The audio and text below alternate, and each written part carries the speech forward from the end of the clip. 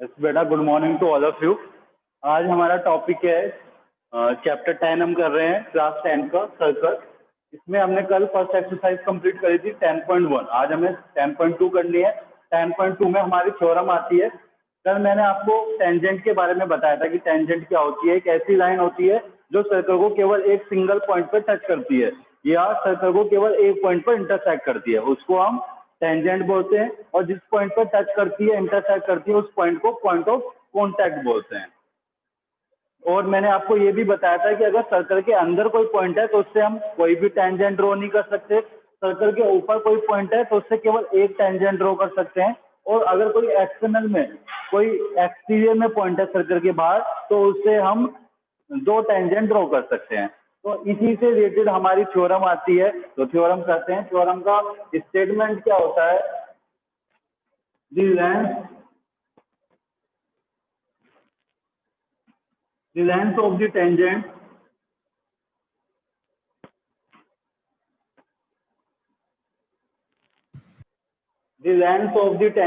drawn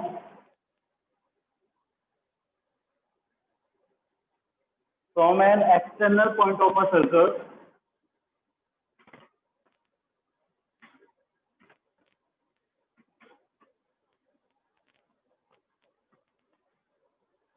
are equal।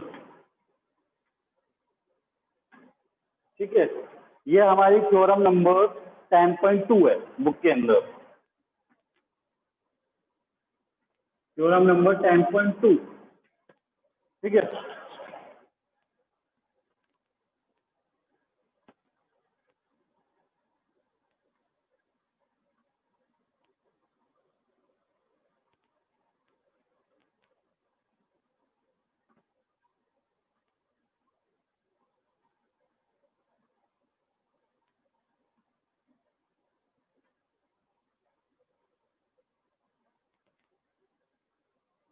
देखो क्या statement होता है बेटा इस थ्योरम का। The length of the tangent drawn from an external point of a circle are equal.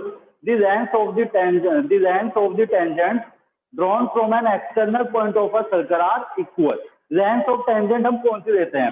कल मैंने आपको बताया था, जैसे एक सर्कल है जिसका सेंटर है O और इसका एक्सटर्नल पॉइंट है P, तो P से मैंने ये दो टेंजेंट ड्रॉ कर दी। तो हम लेंथ ऑफ टेंजेंट किसको मानते हैं? जो आपका एक्सटर्नल पॉइंट है वहां से लेके पॉइंट ऑफ कॉन्टैक्ट की जो डिस्टेंस होती है, यानी कि जैसे ये यहाँ पे पॉइंट ऑफ कॉन्टैक्ट Q है और यहाँ पे पॉइंट ऑफ कॉन्टैक्ट आपका R है, तो ये जो आपकी डिस्टेंसेज हैं PQ और PR, इनको ही हम क्या बोलेंगे? Length of tangent. टेंजेंट की जैसे देखा जाए तो टेंजेंट आपकी एक लाइन है और लाइन की कोई डिस्टेंस नहीं होती, लेकिन अगर हम लेंथ ऑफ टेंजेंट की बात करते हैं फ्रॉम एन एक्सटर्नल पॉइंट, तो एक्सटर्नल पॉइंट से पॉइंट ऑफ कॉन्टैक्ट तक जो डिस्टेंस होती है उसी को हम क्या बोलते हैं? Length of tangent. पहले समझ में आ रहा है कि लेंथ ऑफ टेंजेंट हम किसको बोलेंगे? एक्सटर्नल पॉइंट से पॉइंट ऑफ कॉन्टैक्ट तक जो हमारी डिस्टेंस होगी उसको हम लेंथ ऑफ टेंजेंट बोलेंगे। तो मैंने पॉइंट P से ये दो टेंजेंट ड्रॉ करी है, तो यहाँ पे लेंथ ऑफ टेंजेंट PQ और PR। हमारी थ्योरम यही है कि हमें प्रूव करना है कि ये जो लेंथ ऑफ टेंजेंट्स होती हैं ये आपस में इक्वल होती हैं। The length of the tangents drawn from an external point of a circle are equal. ये जो लेंथ ऑफ टेंजेंट है ये आपस में इक्वल होती है। ठीक है, देखो इस थ्योरम को कैसे प्रूव करेंगे। थ्योरम का स्टेटमेंट समझ में आया सभी को? अब मैंने क्या किया, ये सेंटर है O से Q को भी ज्वाइन कर दिया और O से R को भी ज्वाइन कर दिया और P से O को ज्वाइन कर दिया। ठीक, अगर मैं इन दोनों ट्राइंगल को कॉन्ग्रुएंट प्रूव कर दूं तो आपका CPCT से PQ is equal to PR हो जाएगा। ठीक है, अब इनको कॉन्ग्रुएंट कैसे करें? हमने एक्सरसाइज फर्स्ट में 10.1 में थ्योरम पढ़ी थी कि जो टेंजेंट होती है वो रेडियस के साथ परपेंडिकुलर होती है। परपेंडिकुलर होती है, जो टेंजेंट होती है पॉइंट ऑफ कॉन्टैक्ट से रेडियस के साथ परपेंडिकुलर होती है, यानी कि दोनों ट्राइंगल कैसे हो गए? राइट एंगल ट्राइंगल हो गए। तो अगर मैं बात करूं triangle PQO and triangle PRO, यहाँ पे देखो PO is equal to PO। क्यों इक्वल है? क्योंकि ये कॉमन है, दोनों ट्राइंगल के अंदर ये साइड आ रही है। ठीक है, and OQ is equal to OR। OQ और OR क्यों इक्वल है? क्योंकि दोनों क्या है? Radius. Radius of a same circle. O क्यों होगी आपकी रेडियस और ओ आर भी क्या होगी आपकी रेडियस। तो एक ही सर्कल की रेडियस है ये, radius of a same circle, जो कि आपस में इक्वल होती हैं, radius of a same circle. अब देखो आपके दोनों ट्रायंगल कॉन्ग्रुएंट हो जाएंगे by RHS rule. RHS rule क्या था आपका, राइट एंगल ट्रायंगल में एक तो हाइपोटेनस इक्वल होना चाहिए, तो हमने हाइपोटेनस इक्वल कर दिया क्योंकि वो कॉमन है, और एक अदर कोरस्पोंडिंग साइड इक्वल होनी चाहिए, तो हमने ओ क्यू को किसके इक्वल कर दिया, ओ आर के इक्वल कर दिया। तो आरएचएस रूल के अकॉर्डिंग दोनों ट्रायंगल कॉन्ग्रुएंट हो गए बेटा, दोनों ट्रायंगल कॉन्ग्रुएंट हो गए, तो यहाँ से आपका P Q is equal to P R हो गया by C P C T, यानी कि length of tangent drawn from an external point are equal हमने प्रूव कर दिया है। ठीक है, अब यहां से कुछ इसके रिमार्क्स देखते हैं।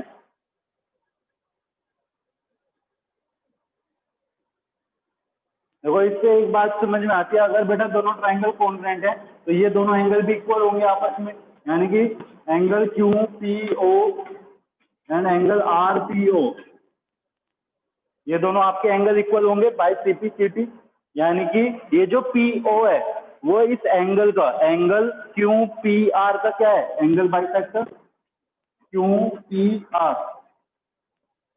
ये जो आपकी पी ओ है या ओ पी है वो एंगल क्यू पी आर का क्या हो गया, एंगल बाइसेक्टर, क्योंकि ये पूरे एंगल को, इस पूरे बड़े एंगल को दो इक्वल पार्ट में डिवाइड कर रही है। तो अगर किसी एक एंगल को दो इक्वल पार्ट में डिवाइड करते हैं तो उसको हम क्या बोलते हैं, एंगल बाइसेक्टर बोलते हैं।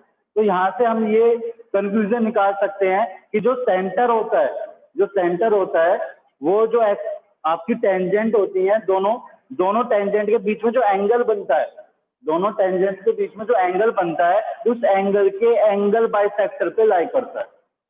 ठीक है, सर्कल का जो सेंटर है, दोनों टेंजेंट्स के बीच में जो एंगल बनेगा उस एंगल का जो एंगल बाइसेक्टर होगा उस पे लाई करेगा सर्कल का सेंटर। ठीक है, उसी पे तो लाई कर रहा है एंगल बाइसेक्टर पे, तो हम इससे ये चीज भी बोल सकते हैं। तो ये आपकी कंप्लीट थ्योरम है, इसी पे बेस है आपकी एक्सरसाइज 10.2 कंप्लीट। ठीक है, इस चैप्टर में से सीबीएसई की तरफ से कुछ डिलीट नहीं हुआ है, तो हमें कंप्लीट एक्सरसाइज करनी है। Is that clear?